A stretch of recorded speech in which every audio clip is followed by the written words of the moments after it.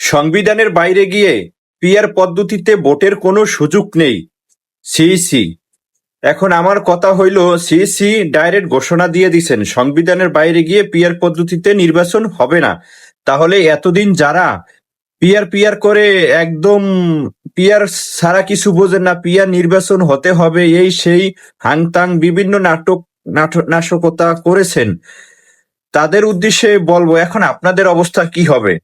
আপনারা এখন কোথায় যাবেন? কিভাবে নির্বাচন করবেন?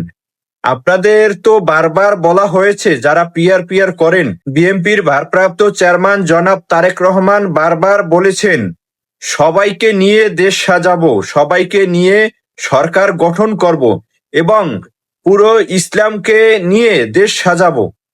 বিএনপির ভারপ্রাপ্ত চেয়ারম্যান জনাব তারেক রহমান এই কথাগুলো বলেছেন, তারপরও আপনারা কেন পিআর পিআর নিয়ে ব্যস্ত?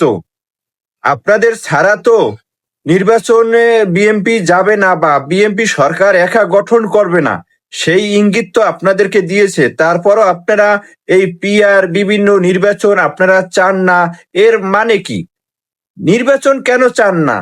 আমরা বাংলাদেশে স্টুডেন্ট যারা আছে তারা সবসময় পড়াশোনা করে, পড়াশোনার ফলে তারা ব্যস্ত থাকে, চিন্তায় থাকে যে আমাদের ফাইনাল পরীক্ষা কবে, আমরা কবে ফাইনাল পরীক্ষা দিয়ে উত্তীর্ণ হব, আমরা রেজাল্ট পাবো।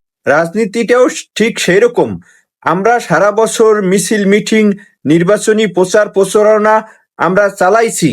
আমরা এখন সরকার গঠন করার জন্য, হ্যাঁ সরকার তো আমরা গঠন করতে চাইবই। আমরা এতদিন দেশের জন্য কাজ করেছি, দলের জন্য কাজ করেছি, দেশের মানুষের জন্য কাজ করেছি, সেই ক্ষেত্রে তো আমরা নির্বাচন অবশ্যই চাইবো। নির্বাচন চাইবো না? নির্বাচন চাওয়ার পরে আমরা সরকার গঠন করতে চাইবো, এটা আমরা না, সমস্ত রাজনৈতিক দলই তো নির্বাচন চাইবে। কিন্তু আপনারা কেন নির্বাচন চাচ্ছেন না? তার মানে আপনাদের কোনো জনপ্রিয়তা নাই, আপনাদের দেশে কোনো রাজনৈতিক সংগঠন নাই, আপনাদের জনপ্রিয়তা না থাকার কারণে আপনাদের দলে কোনো দেশের মানুষ নাই। এই কারণেই তাহলে কি আপনারা নির্বাচন চান না?